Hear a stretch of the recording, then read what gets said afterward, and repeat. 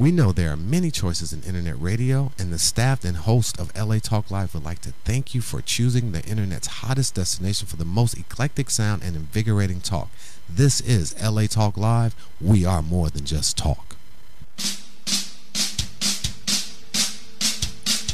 Hello, this is Tika Lark Fleming, and this is MPC presents the Black Grrrl Show for February 21st. I always act like I can't look over at the date. I can do that. That's okay. I can look over the date.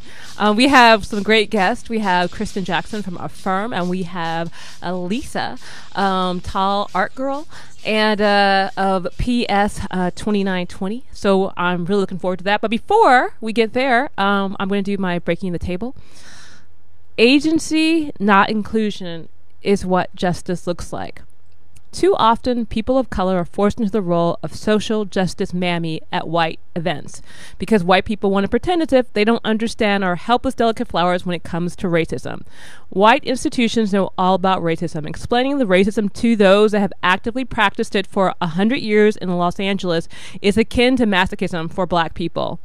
The reason behind appropriation, exclusion, humanity as a product to be bought and sold are important, but the solution is not to superficially include more black people, more transgender people, or more women. Predominantly, white literary and visual art institutions know they are white. They want to remain white. Most importantly, they want to remain white man-controlled and wealthy men-controlled institutions. Justice is agency. When women, indigenous people, black people, disabled people, and transgender people have real agency, there will no longer be this need to be validated, this need to beg, and this compulsion to prove exceptionalism. Funding for diversity for mostly white institutions should be pulled. A big chunk of people's operating budget comes from the diversity component. There are many mostly white cultural institutions that would close if their diversity funding got pulled. I have been in meetings where people have pretty much said that they want children of color to meet so they can meet their diversity requirements. They don't care if our kids do art or not. They just want the money that the little brown black bodies provide. That funding needs to be challenged.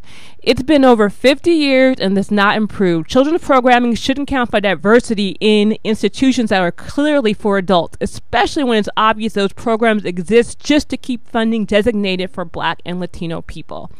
Grants and fellowships are often created through tax breaks that the wealthy receive, so their money is our money. Black people, feminists, Latinos, we shouldn't have to apply to white heterosexist institutions for funding. These institutions have shown by their actions that they are active practitioners of exclusion and radical racism. So they should have no say in what our art is and what we do with our art. And they are the ones who drew the line between them who are white and upper middle class and those of us who are people of color and working class. I'm simply pointing out what is already there. The gatekeepers for funding should be us. We should be able to have our own literary and art institutions that we run. That's justice. That's equality. Justice is not you giving me a crumb off the slice of pie that you already slobbered over. Because you know what? Justice is me having my own cake because I don't like pie.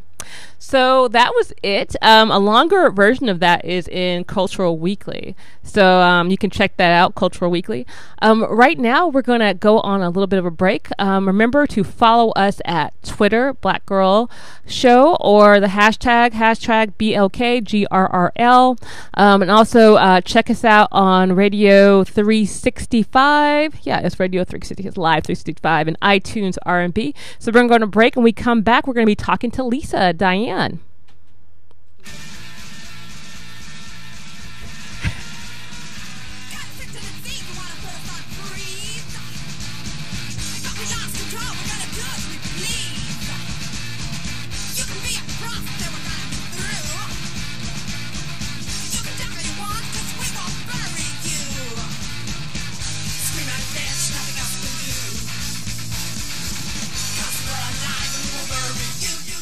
Hello, we are back with Lisa Diane Wedgeworth. All right. She's A.native Angeleno. She earned her Master's of Fine Art degree and her Bachelor's degree from Cal State University, Los Angeles. Her work has been included in group exhibitions at the annual LA MFA exhibition at California State University, Long Beach, the Luckman Gallery, Los Angeles, LA Freewaves, Los Angeles, and Red Pipe Gallery, among others. She also has like this really cool little thing. You do tall art girl, right? Yes, I do. You do tall art girl. Like she got me a shirt. So I have my tall art girl shirt. I'm almost tall. I'm almost that tall. One just says art girl. Yes, it says art girl. I know this just said art girl, but next time. I was like, that's very catchy. That's a really good idea. Thank you. So Lisa, before we get into the art questions and all that kind of good stuff, I want to know, what is your favorite coffee shop in Los Angeles? My favorite coffee shop. Well, I'm not a big coffee drinker. I have to admit that, but I have to say I go to Starbucks. Oh, okay. I go to Starbucks and I get actually hot chocolate. You go to Starbucks and get hot chocolate? I get hot chocolate from Starbucks. I don't really drink coffee, so. Okay, that's okay. That's okay. I'm okay with that. I'm all like distressed. Like, what is that? You drink. At least you know what? At least you're not pretentious and you say you're not doing that. Oh, I do tea.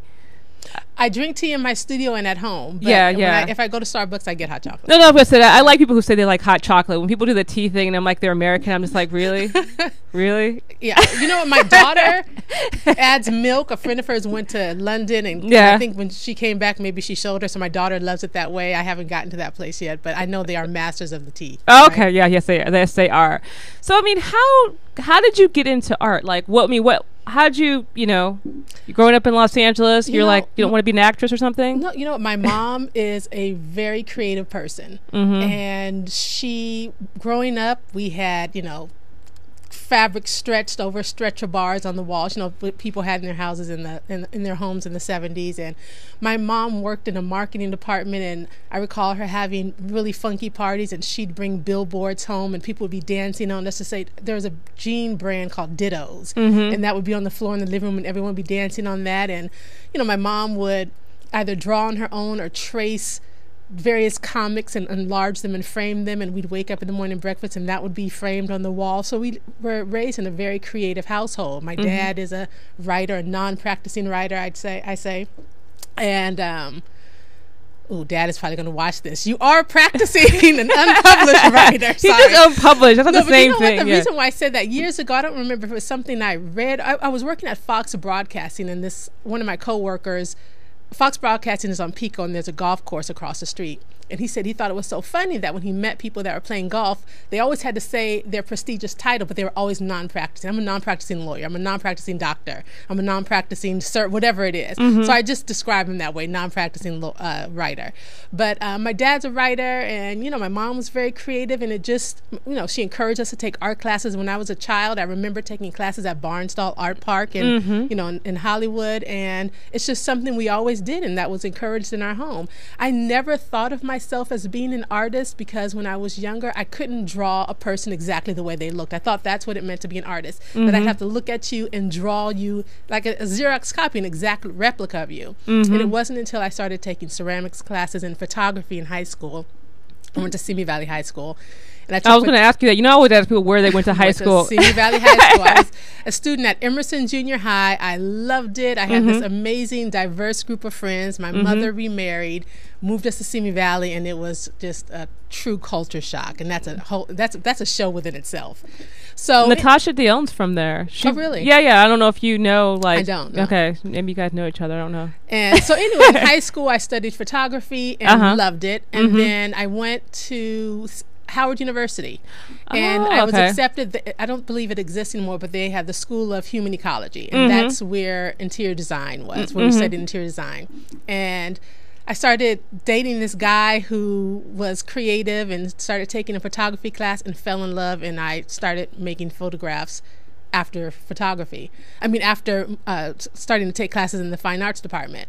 And then I studied photography a while, and that was my emphasis when I earned my undergraduate degree. And doing photography, and then I had my daughter. This is a long story, right? No, it is. I was like, how'd you get no? I mean, you were ready though. You were ready. No. I mean, that's a real question. I'm asking you. Go ahead. So I was living in Echo Park, and I was this, bohemian artist, and I wasn't working, or at that time rent was really cheap. Also, like I was paying $380 a month, so I could work for a week, and save enough money, and not work for a couple of weeks, and then just go back. And I was working temp jobs, which you could easily get there. People don't understand, like, okay, LA prior to 2000, like, okay, like I would say, like back in the day, in the 90s, I lived on Sunset and Fairfax for $400, everything included, and I never paid for my car tags or anything. I was on Laguna Avenue, across the street from the lake in Echo Park. I had the cutest single apartment, separate bathroom and kitchen, a skylight. It was amazing. $380 a month. Then you could get a temp job just for a couple of days, or work for a month, and you had enough money to pay your rent for like a few months, right? Exactly. And you weren't even stressed about it. You were just like, oh, that's okay.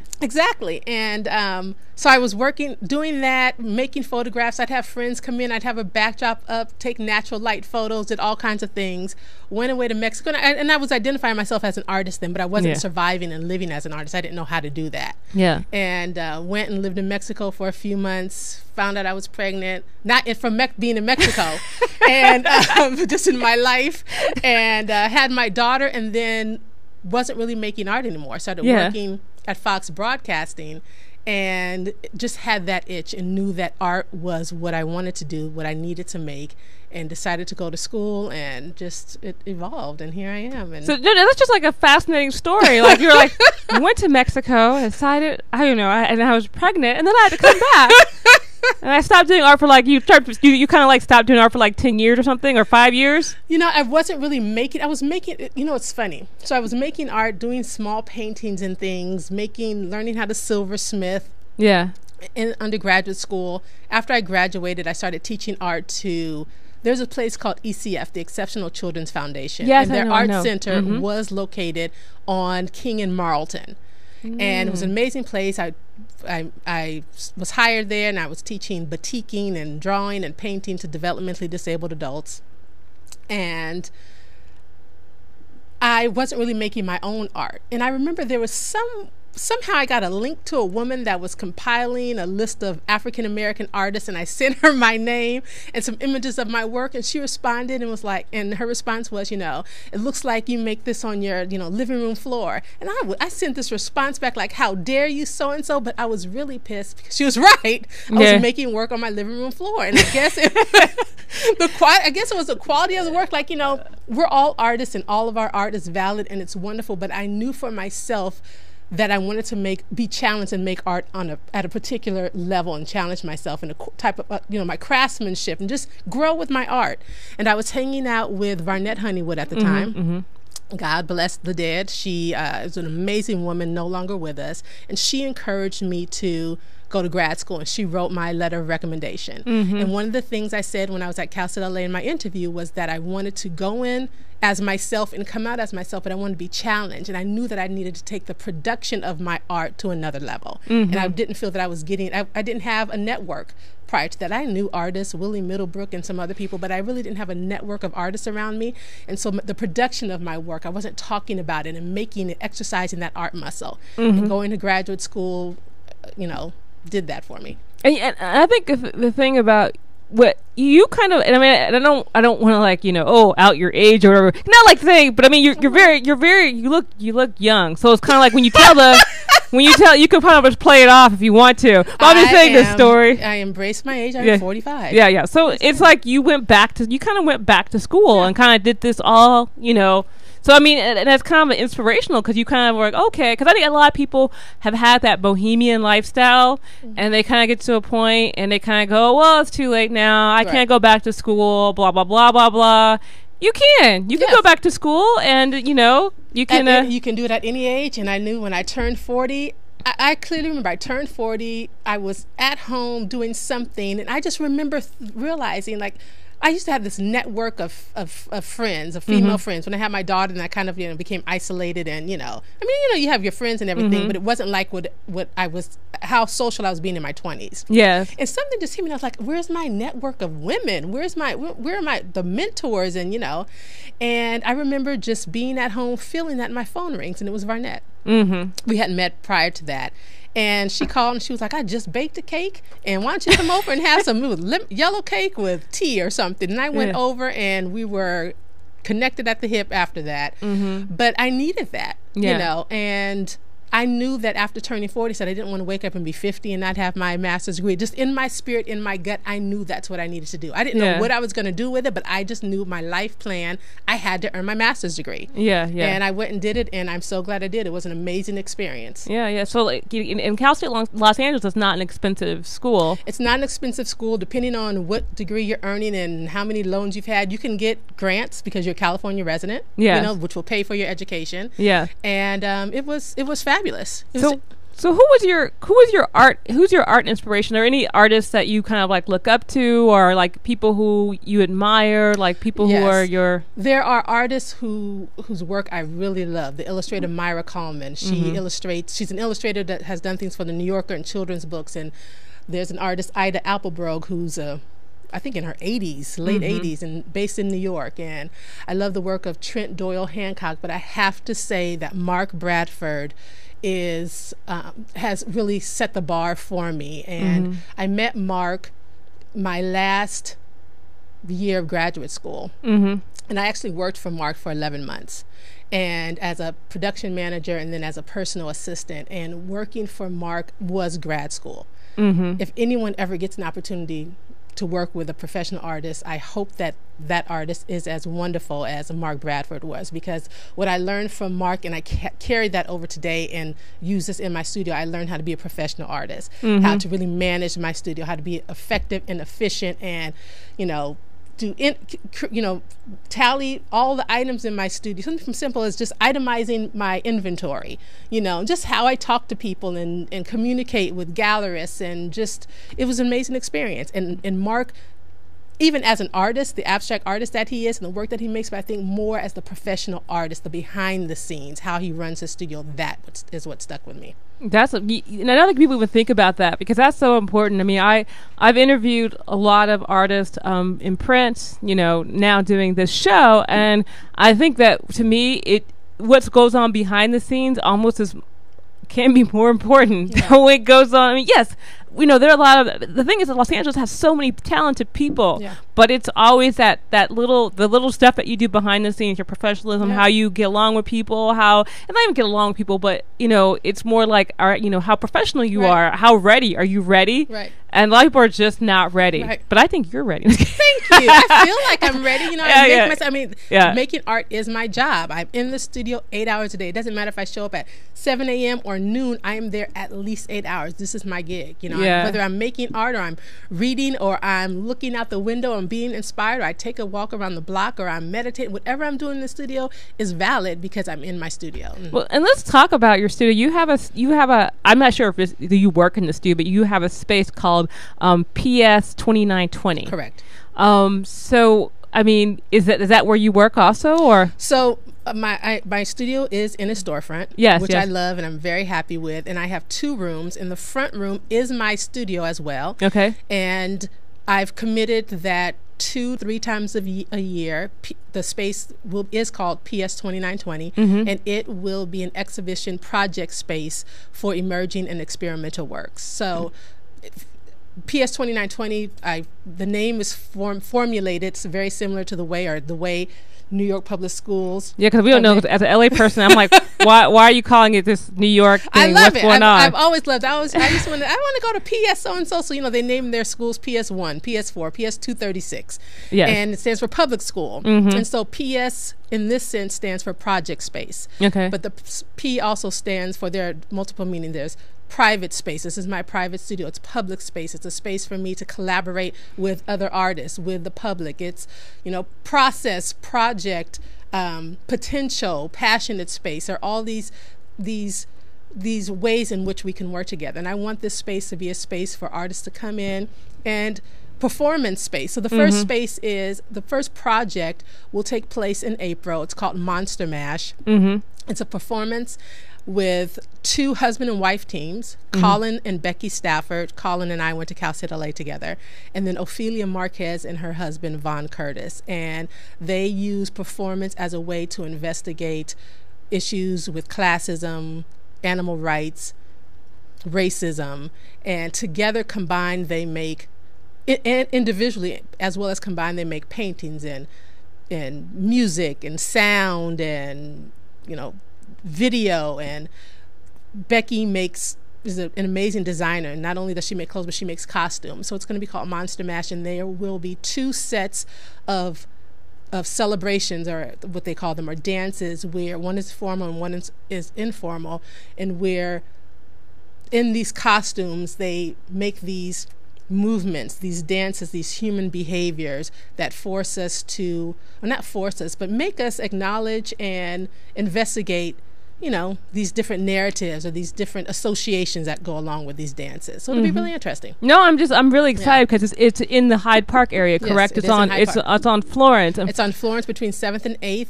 PS 2920 is the address. So I have to say, it is not open to the public. So please don't just come over right now. Don't come by. Yeah, exactly. Just not right now, but it is open to the public during the opening and the closing and specific hours, which will be posted. You know? Okay. So the Friday, April. So I can't just come by? Of course you can. But I just don't want everybody, you know, knocking on the door. Okay. But so Friday, April 24th will be the opening, 7 p.m. to 10 p.m. And then that following week, Friday through Sunday, will be open to the public because the costumes will be on view, displayed, and then that following Sunday, which is May 3rd, will be the closing performance from 6 to 9. So it'll be really exciting. No, it is. I mean, it's really exciting. Plus, too, I like the fact that, you know, Florence, it's so depressing to me because Florence, that street used to be such a wonderful street. I mean, it had a lot of businesses on there. When my mom grew up in that area, it used to have a lot of businesses on Florence Avenue, and now it's very I mean, they're still trying to get stuff going on, but I mean, it needs to have I'm sorry, I'm like my computer's going on. No, it needs to have more businesses like your business. There was a cute little coffee shop there. Her name was Nikki Coffee Shop, and it was pink, and she made little pink cupcakes, but she just could not make it work. Well, come on back, Nikki. Yeah, come back. What is great about my space, and you came by there. Yeah. So we have a storefront, and I say we because it's a community. So there are 2 storefronts in this particular building. The man that owns the building has owned it forever. And so I'm on one side. A friend of mine, Al McKee of New Hood Order, is there. He's he's a master screen printer. He does all kinds of work for artists on paper, and he makes shirts. And you probably see he was just at the mall selling. And he's an amazing artist. He actually printed the shirts that you have. Oh, okay. It's really good. Yeah, it's a good job. And, I can tell. Yeah. And in the back is Jason, who is a dancer, and he does video work and, you know, all kinds of things. So it's a small community, but it's an amazing community. And it'll really be great. No, I'm looking forward to it. Plus, too, you know, we have the Crenshaw line that's coming by. And I mean, how do you think that's going to impact the community? Oh, I think it's going to be awesome. I think it'll allow people. Well, first of all, I'm already planning how I will get to the studio now because I'm on the Brand Rodeo. So I'm like, I can walk to Jefferson, take the train to Crenshaw, and the Crenshaw to Florence, and just walk or ride my bike to 8th. I mean, it'll be fabulous. Yeah, I'm really excited. I think it'll be great. I think it'll bring people. Folks don't have to drive. They don't have to worry about parking because although Florence is great and there is street parking, you know, Florence is one of those streets that's designated as a anti-traffic street. So between 4 p.m. and 7 p.m. you can't park. So that is a deterrent for some businesses, you know.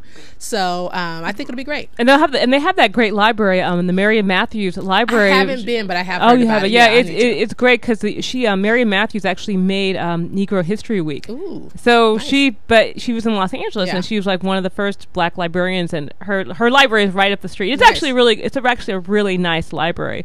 I mean, why do you think public art is so important? Because I mean, you're kind of, you know, venturing into that. I think public art is important. I think it's necessary because it brings access. It allows for access. It allows for members of our community that may be intimidated or they either don't know about a gallery or a museum. Maybe they feel intimidated because going to a museum or gallery can be intimidating if we really think about it, right?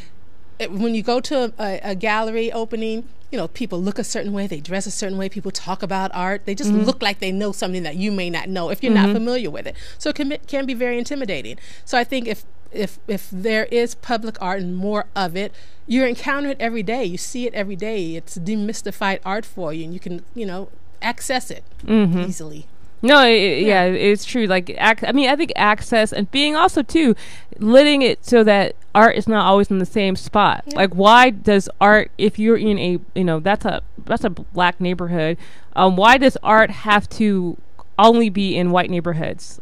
Why can't art be everywhere? Why does it have to only be in one spot? Or I like the fact that because it's in Hyde Park, because everything is. It's great that Leimert Park is kind of getting built up, but there are black people all out throughout. It can be more than one art. Oh, for sure. It can be more than one art center. It just takes action. Yeah, right? yeah, it takes action. We all just have to start doing it. Yeah, and I think it's great because with my studio and my neighbor next door, but mine especially because I have curtains, I'll open my curtains and I'll have people walk by and I can just see people looking. Yeah. And and I found people, like, I'll turn around and somebody will just be standing in the window and I've opened the door and went out and talked to them or showed them the work. Or I'm working with hair right now, and one guy knocked on the window. He knocked on the window and said, "Is this a beauty salon?" I said, "No, it's an art student." He just really looked confused. So we just started talking about the work. So I just love being there and allowing people to see it, even in that sense that it's accessible, that it's right in front of you. And, my studio might not be open to the public all the time, but it's there, and at least you could see it. And I love it because little kids walk by. Like, there must be a school around, because every now and then adults walking with a group, like maybe about 10 little kids walk by, or parents with their children, and you could just see them looking and talking about it. So it's really great. I think it's a pretty big Catholic school. Right, it might be by Mary Matthews. Okay, so I mean, I'm not sure. I'm not sure. I always going back into that little zone of the Catholic school zone. Okay, I went to St. Eugene, so did you? Yeah. So I have flashbacks sometimes. Okay, so what? Before we wrap it up, is there anything else that you would like to? Almost done? It always does. Yeah, I know. You talk. You're a good conversationalist. Oh, yeah, you're a good conversationalist. I was so worried. Like, what are we going to talk about for 30 minutes? Yeah, you could talk a lot, but it's good though, because you're saying, like, important stuff. That's why you don't even notice that you talked that long. Yeah. Okay, so no, that's you said that, not me. Right. So what are some things that we should know, and like, how can we find you online? I mean, at this time you could find me at tallartgirl.com. Mm-hmm. I did buy my domain name as my name as a domain name, so mid-March it will change to Lisa Diane Wedgeworth, but tallartgirl.com you can find me. I'm on Instagram as tallartgirl. Mm-hmm. So reach out to me. Okay, well, we will do that, and we'll put everything at the bottom of the screen so that people can find you. Thank you so much, Lisa, for coming down to the studio and talking to us. Thank you for having me. Yeah. So we're gonna go on a break right now. Remember to tune in every 3 p.m. Pacific time on Saturday at LA Talk Live, where MPC brings you the Black Girl Show every Saturday at 3 p.m.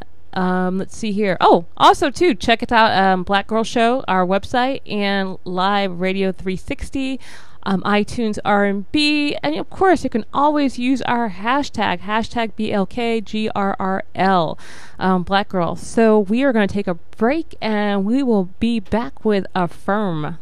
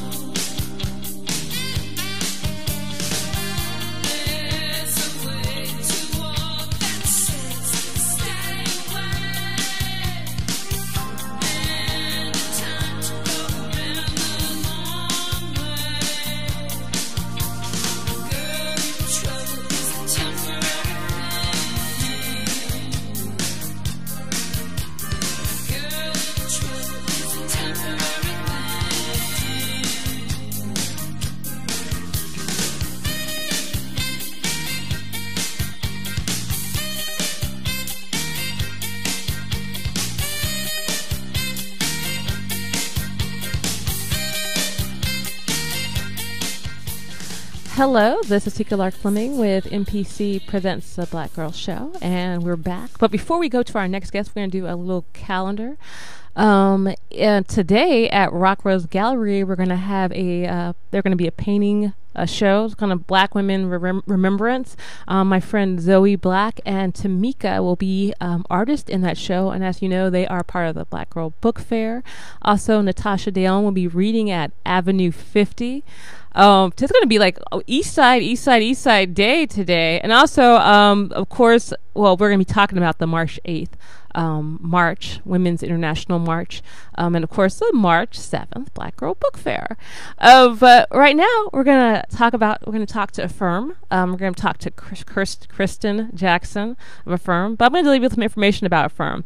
The Association of Filipino Feminists Fighting Imperialist Refeudalization and Marginalization is a national organization of women engaged in transnational feminist anti-imperialist activism. Affirm's diverse multi-ethnic membership is committed to militant movement building from the United States and affects change through grassroots organizing, trans-ethnic alliance building, education, advocacy, and direct action. So they're actually all over the world, all over the United States. Well, hello, Kristen. How are you? Hi, Tika. I'm good. Yeah, I kept going like, okay, don't call her Kirsten, and I did it right away. I'm like, I can't even. That's a difficult name. What's going on? What's going on? You're good. Like I said, it's to be expected. All good. Oh yeah, I guess. So I know Affirm they're at the forefront of kind of like political women movement. Can you give us some little information about Affirm so we can kind of know something other than the information that I read here? Okay. So Affirm, we're pretty much a transnational feminist organization, and so what that means is we believe in alliance building across borders. So we understand the interconnectedness and the struggles of all oppressed forces over those who are affected by white supremacy through state violence. All of those things, they affect each and every one of our communities. And so we understand the importance of building movements around that work. So we have we have chapters in the United States, and so it's national, but we've also done work in the Philippines as well after the hurricanes that have happened, and so we believe in doing work there. We've done work with the missing and disappeared women in Canada, so we understand the plight of women worldwide, and so we want to highlight that and build networks and communicate communities around that. And I think it's very important because I think that, us all working together, like women of color working together to kind of build coalitions in order to kind of fight the system of oppression. And I like that the fact that Affirm is very obvious with that. They're like, we're anti-imperialist. I'm like, yeah, I'm part of that team. I sought you guys out on the internet because I was like, yeah, I'm an anti-imperialist too. They need to be part of my crew. Right. No, it's true. It's true. Because you there's so many people who are afraid to stand up. If you're afraid to say, I don't like what you're doing, if you can't even do that, how are you going to help anyone in regards to oppression by being polite to oppressors? I don't understand that. You can't. You have to call it what it is, and you have to confront it head on at that point. I mean, the way that imperialism affects us is very direct. We live under it every day in the way that we're not paid, and recognized with our wages. We have a hard time being able to find homes and to live in a secure environment, where we can provide. So that's like reproductive issues. So it's everything. You have to call it what it is, and you have to confront it. And we're working to change and dismantle things so that they can be done effectively, so that we can all live in an environment where our kids, we have to dream of a better world and a better way for our future to survive.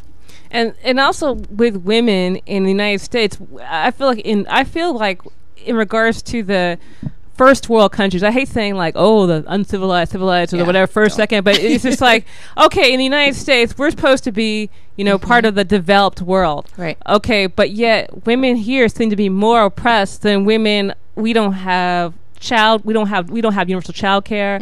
We don't have maternity leave. We don't have paternity leave. We have less pay. And if you're a woman of color, the lower, you almost have like no access. You can't get housing. Right. There's all this, and that's why, you guys are having this march. International Women's Day. Right. And International Women's Day, that's a kind of a, it's been going on for a very long time. That's so it seems like, I guess, 1909 or something like that. Okay. And so it was originally born out of like a socialist political movement to pretty much highlight the struggles and achievements of women economically, sociologically, and all of that as well. But you know, in the United States especially, it doesn't really seem like it's picked up a lot of traction, although we recognize it. It's very interesting. It's huge in Latin America. It's huge in Europe, but it hardly gets any recognition here in the United States.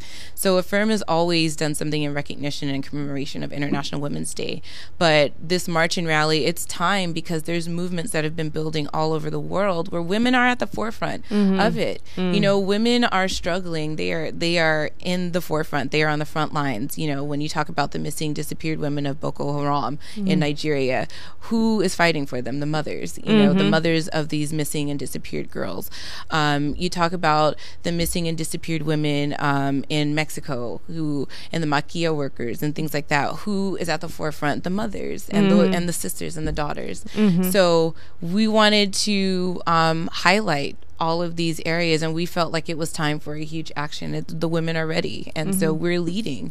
And so it's beautiful and amazing to see the linkages that are taking place, not just here locally, but I mean, I'm finding that through this work and through this outreach, I'm finding the threads that are weaving the connections between each of our communities. And so in each of these target areas that we want to hit, like state violence, wage, like low wages, we want to discuss gentrification, what else? All of these particular areas, we're going to target those areas. And so it's interesting to see how interconnected we all are across communities.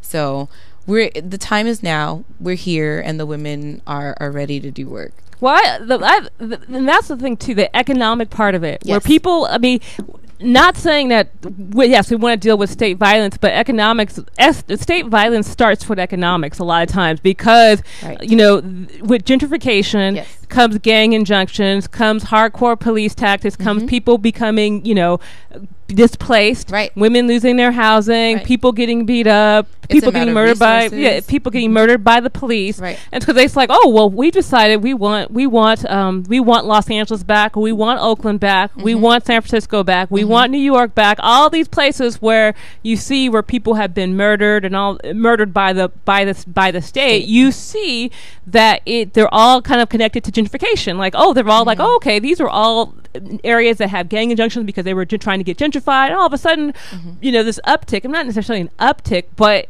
there's a connection, and I mean, and that it seems to be, you know, I don't know, it just seems to be like people aren't really always looking at the connection, because maybe it's not as sexy as a sexy conversation. It's not. It's not. Who wants to talk about that? Because I mean, no one wants to feel like the bad guys, right? Like, I live in the Inland Empire, and a lot of the reason why people live, they've been pushed out of the city. I read an article that said you need a median of what was it, something like 90 or 100,000 to live comfortably. Like, really? I don't make $100,000 a year, so it's like I'm not worthy of having a house, a home to raise my family or anything like that. So I mean, that's just one aspect of it, you know, that's tied to it. And so it's where do you have access? It's amount of access to resources, and that's sadly, you know, left up to a small minority of people already. And $91,000 in order to afford a place to live, and these are in regards to the I'm just trying to think of all the things that we're going on in regards to our housing situation, in regards to the employment situation, and in regards, I mean, you see when you go up Long Beach, you see all of these, you know, girls. When I was taking the bus in Long Beach, not Long Beach, I was in Compton, and I was waiting for the bus, and the amount of men that propositioned me, it was like an amazing amount. And it's like you see all of these women, you see all this this violence against women of color, against black women, and especially like a lot of times with black women, it's kind of like they're not even viewed as victims. It's kind of like, well, they're not, they're not. You know, I forgot the name of this great book about the culture of rape and how black women could not be raped. So it was kind of like we're never viewed as a victim. Even when it was these two, I forgot the name of these two women. I forgot where it took place, but they were two women and they were sex workers. And everybody was kind of like, well, they were sex workers, so they're dead. That's what they get. It should have been like, had a more respectable job. But you know, the thing is too is that now it's like there are no jobs. There are literally no jobs for people to have. But one thing I liked about March, and that was kind of like my point. I'm sorry, I got sidetracked. No, I'm like, let's talk about trafficking. And no, that's a form of violence against women, and that's one of our umbrellas. We definitely talk about. Again, we've gotten to the point where women have become so devalued that our bodies have become a system of have been utilized as a source of capital. And we've been exploited to the point where our bodies have been bought, leased, and sold in trade, right? And so as women, black women especially here in the United States, we have a history of this, of our bodies being utilized and exploited for labor, for pleasure, whatever. And so I definitely think that legacy still has an effect upon you know, the plight of why black women and women who brown bodies are not seen as being victims, because it's almost like, well, they ask for it, and it's embedded in the culture, and it's reinforced in media. I mean, it's reinforced through our attitudes at home, all over the place. So I mean, and I typically I don't bring up pop culture because I'm very kind of like not, but you know, you have to you have to look at it, because pop culture actually is important. It does actually informs your belief. Informs your beliefs, and there are a lot of people who listen to it. That's why I listen to it or read it, because it's called popular culture. Right. So you could be in your own little world, but there's stuff. I remember that Kanye West was talking about Amber Rose, and he said, rolled my eyes. Yeah, and he said he had to take 30 showers because I'm like, but I mean, and I'm not even judging, like, whatever, but how can you say this? But it was kind of like this idea, well, she's a black woman, she's dirty. Exactly. And I'm like, Kanye, yo, you do nothing to like further. I mean, and this is again, I mean, I think that there's, you know, like sometimes this, I mean, I'm constantly battling this. I mean, there's a like toxic relationship sometimes, like with, you know, black men and black women, and there really shouldn't be, you know. But again, this devaluation of black women's bodies is happening again always, like, and it's very public, which makes it even more like, I guess, I don't know, it's very public in the way that it happens. It's not in-house with company, with family. It's not with just family or whatever. It's like very broadcast all over the world for people to see. So naturally, if black men are talking about black women, what else are other races of folks going to think about black women when it's like enforced and in, you know? Well, it was very strange. I was hanging out in, you know, sometimes I have a lot of friends who are kind of like PhDs and all this stuff. Yeah. And they were talking about kind of like hip hop and all the, you know, and the thing is that some of them are very supportive of it. Okay. Of what? Of hip hop, very supportive of the kind of like the culture. Not all of them. I'm saying the lyrics. Like, well, because you have to understand, because this is where people are coming from. I'm like, I don't think misogyny is okay, even if.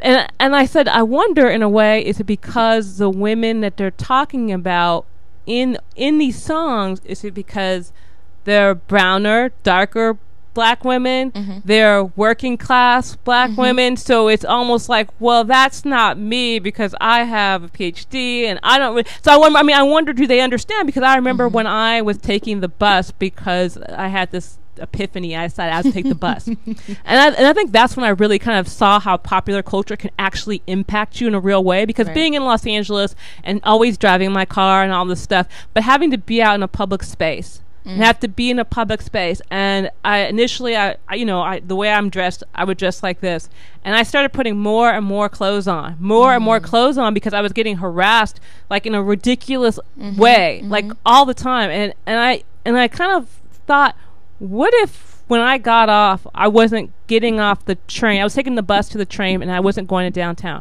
What if I was taking the bus and I was getting off at the projects, and I had to continue to walk home and continue this harassment? And that's when I thought, like, when I really kind of was like, I can't justify this popular culture just kind of being looked at as like, it's not, because it's real. No, it's a real thing that it permeates in every way, shape, and form. But just like you said, I mean, I was in Vegas before at a trade show, and the whole propositioning thing became really real when I was dressed very casually, and a friend of I, both black, both brown, dark-skinned girls, were in an elevator together just talking, and we got propositioned by some random, like, you know, in a hotel elevator.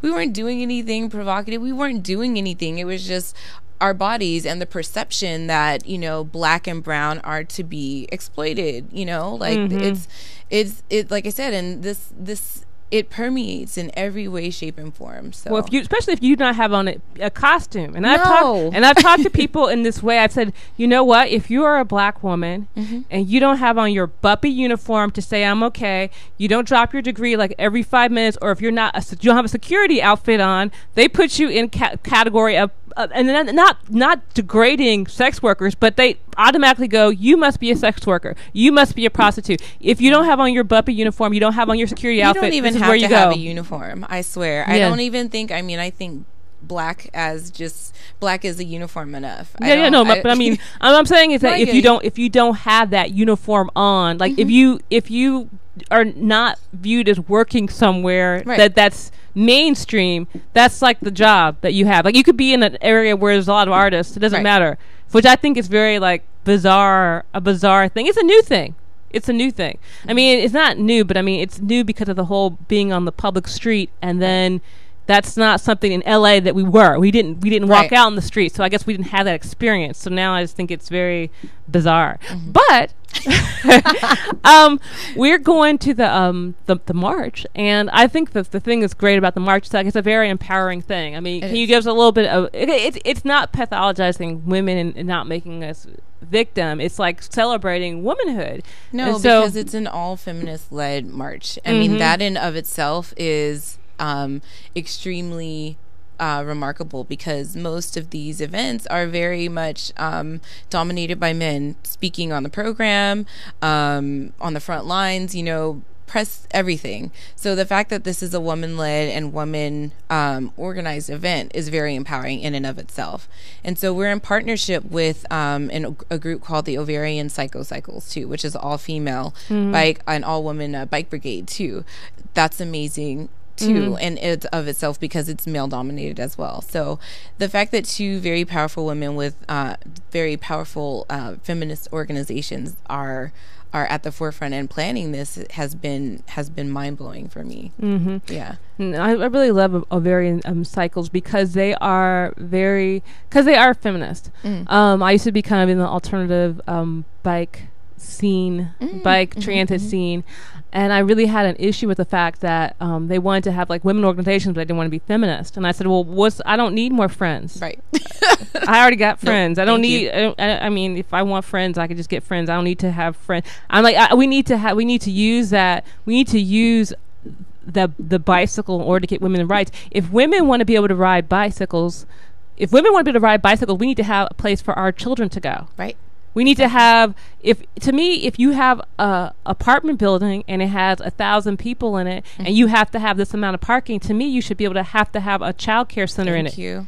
Because, a play area. Yeah, a play area. I mean, you should have to, because why are we letting, you know, more women take public transit than men. More women, I mean, don't have cars than men, but we're letting men lead this conversation on public transit. Like, we don't just need bike lanes. We need places to put our children. We need universal child care. We need places that, you know, work situations that are flexible. And I mean, and I think that's why Ovarian Cycles are very, you know, that's why I really like them, because they are kind of talking about and addressing these issues. And I think that's important too about AF3IRM. Right. You guys are addressing these issues, and people aren't doing. I mean, I'm talking too much. No, you're not. But I'm just saying, like, even in AF3IRM, like, right? I mean, that's one of the things I know when I was drawn to the organization in and of itself is the fact that I have a daughter. She's 9. But I've been involved in political movements and whatever since college or whatever.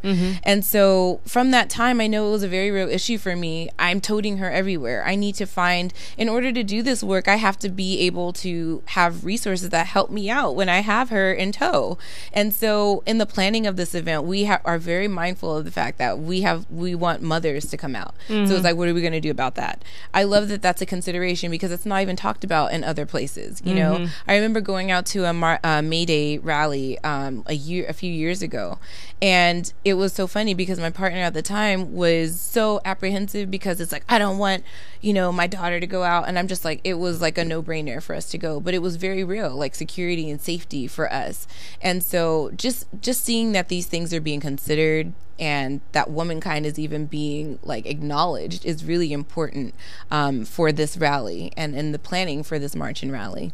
And that's good that you have a daughter, because really what I've noticed, you know, being in political circles, being in environmental circles, women with children disappear. This is what happens. It's like everybody is like women with who don't have children, but they're like under 25 or they're over 60 and their kids are grown. Right. And where's so the middle? In the middle, you just a bunch of guys. A bunch of guys. I mean, it'll be like me and a bunch of guys. You know, but like there's no people in the middle. So I mean, that's one thing I think is so important. It's like, to me, if an organization is feminist, then you have to include mothers in that, because 80% of women who are adults have children. So if you don't include women with children, then you're not really a huge faction. You're missing it. But that's another thing too. That's how they get sneaky. People are how they sneaky oppress you. Oh, well, I like that. Yeah.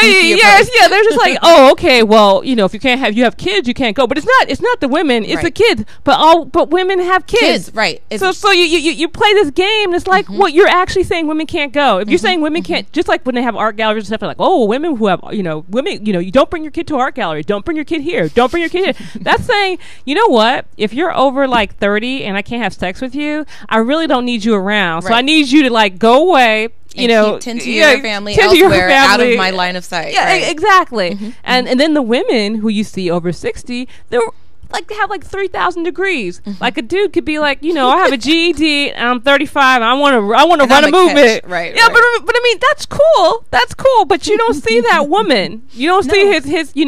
It's like women who are in that same category. It's got to be like, Ivy League degree from Yale, published in 20 places. Dude could just roll up, just roll up, put on a tie, and he's like, I'm the head of the movement. Right, okay. Right. Well, again, we also know where that comes from. Again, like, you could be very mediocre as a male, and it's like, oh. Yeah. It is. And you're just like, wow, that's amazing. But that's why I'm glad that it's you guys gave me this awesome shirt. And I swear to God, Please fix it up. I'm sorry, it's kind of big. No, it's okay. Yeah, I will. I'll make it. And it. Can you tell me what this stands for? It means women. A woman's place is at the head of the struggle. Oh, I love that. I love that. That's I'm kind of really like our tagline. Okay. Yeah. A woman's place at the head of the struggle. Like we're always at the forefront of movements, and so we're recognizing that and reclaiming that position that's tried to, we're targeting erasure too. I mean, we are a part of every political social movement, but yet we don't get credit. and I see that too, because I live in Inglewood, and I notice that all the women who are doing all the people who are doing the political work behind the scenes are all women. It was the civil rights movement, same way. and I remember, and that's why I'm kind of glad, like, kind of like now people are kind of like, because the thing is that you can't, a lot of people kind of talk about the system and all this stuff, but I always kind of thought you really can't, you can't really fix the system from the inside the system. I mean, people say you can, but really not. The system will just absorb you. It'll become like the work. And I know people are like, oh, but you can't. No, you actually can't. You cannot, because you start buying into it, because they're going to the system's going to either kill you or you're going to change. And there is no, and I think that's a hard truth. But the thing is that we're getting to that point now where you got to see, like, I'm trying to look at I'm like looking at options, and I'm like thinking, and I'm like, I don't see how this isn't going to be getting better. It's like, I think the goal really restructured. It needs to be restructured, fixed. Fixed. Not fixed as it is. No. Yeah, we just need to toss this out and start anew. But we'll do it nicely. We'll toss you out nicely. We'll recycle you. We'll recycle you, grow a tree, and we start over again. Because this, we really need to have a different way of looking at things and not looking, that's why I love the how the Black Lives Matter, how it started. Oh, yeah. The organic way it started, because there was no churches, there was no political organizations, there was no. It was just people being fed up, and finding, okay, you fed up too. Okay, we're gonna start something, and we're gonna get in these streets, and we're gonna disrupt the way business is normally handled. And I love that. I really love that, and I think too that resonated with us in A.F3IRM as well, because like we don't believe in it being fixed as the way it is. Like it's not meant to serve us in any way, shape, or form. It's not the function of capitalism, patriarchy, white supremacy are not meant to serve women of color. This is not. Your place is at, and now I've even talked about that with my friend. I'm like, I'm all like rushing, like, oh yeah, hurry up and talk. I was talking with my friend, I'm like, we all have our assigned lanes.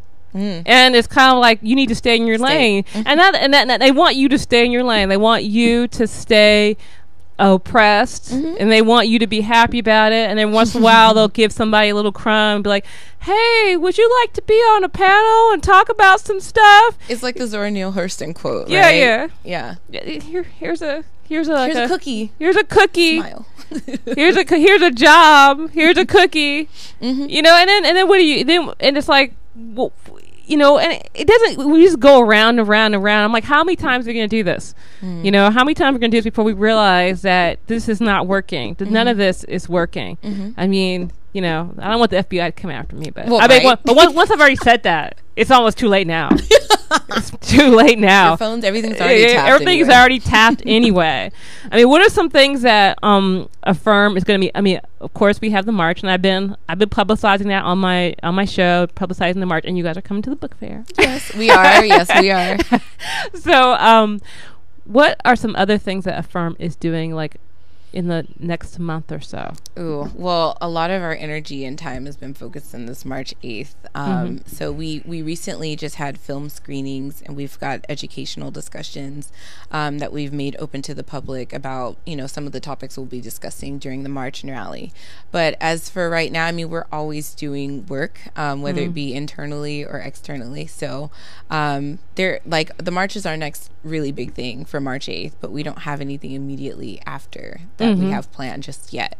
But we're always on the move, so follow us at A.F3IRM, AF3IRM.org. We've got our calendar of events that are happening that way, so you can always stay up to date. We're also on Twitter, Facebook, Instagram, and that's the best way to keep contact with us as well. I know it is, and remember to spell it with a 3. 3, yes. You guys just messing with me. I was like, what is that? AF3IRM.org. Yes. Now I'm good at it. I can actually do it now, but I kept looking. I'm like, I don't understand. What's going on? Yeah. I'm becoming like that old woman. No, you're not. Stop it. I'm just like, what? I don't understand. It's not yeah. But no, I get it now. But I mean, you guys are my favorite. You guys actually are one of my favorite organization. Because I mean, I'll tell you, I'm very kind of picky.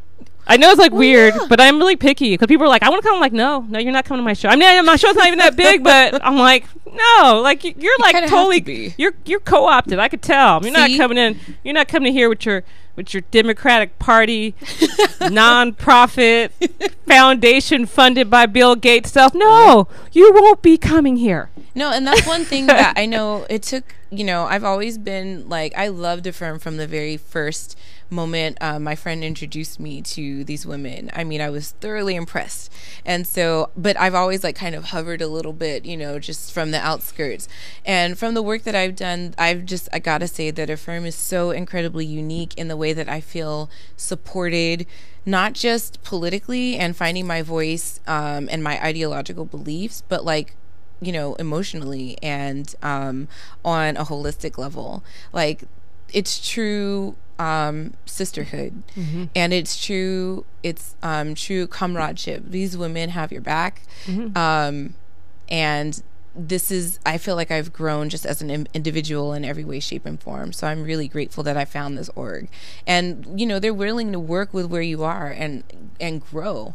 I don't feel like my voice as a Black woman is absorbed or ignored in this organization as I have felt in other spaces. Mm-hmm. So that's super, super important, I think, for me, especially, like I said, we talk about erasure all the time, but people don't know how to practice it. Movements get co-opted all the time.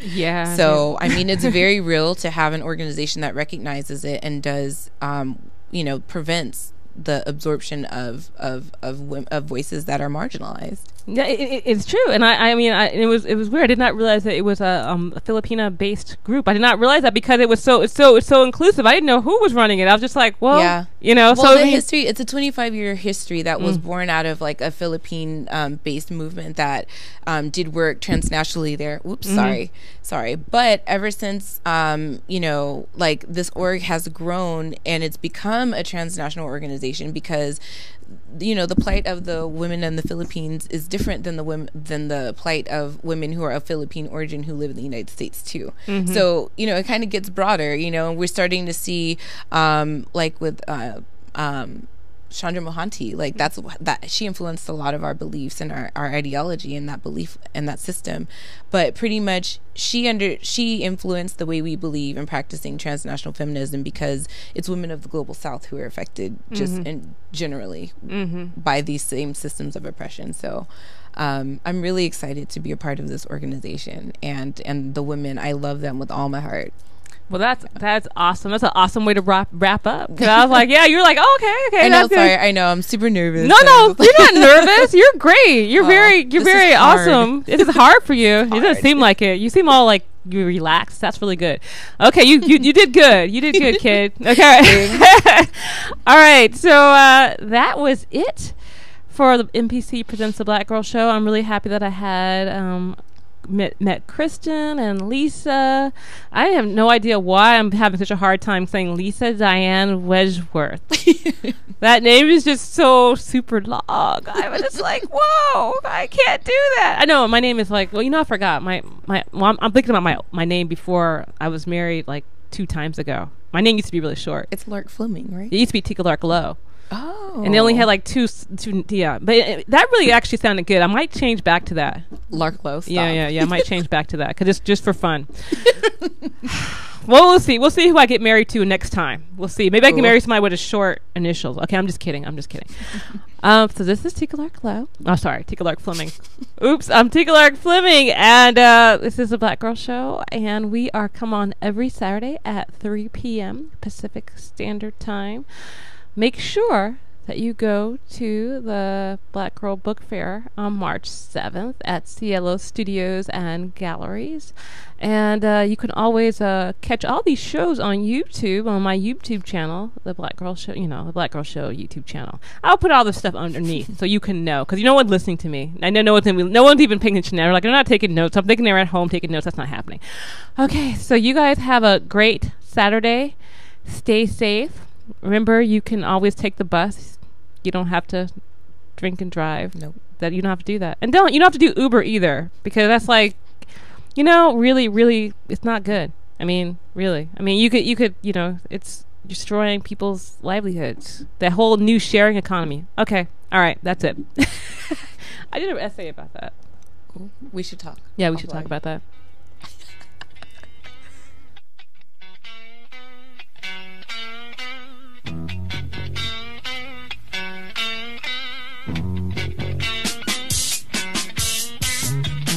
They say I'm different 'cause I'm a piece of sugar cane. Sweet to the core, that's right, I got a rhythm. My great-grandma didn't like the foxtrot. Now instead she spit it's nothing boogie dram on dram. Spit it on.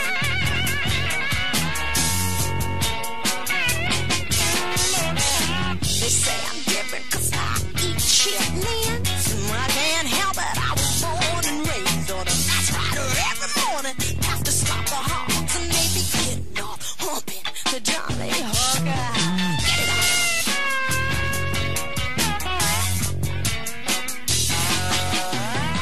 They say I'm different 'cause I'm a piece of sugar cane. And when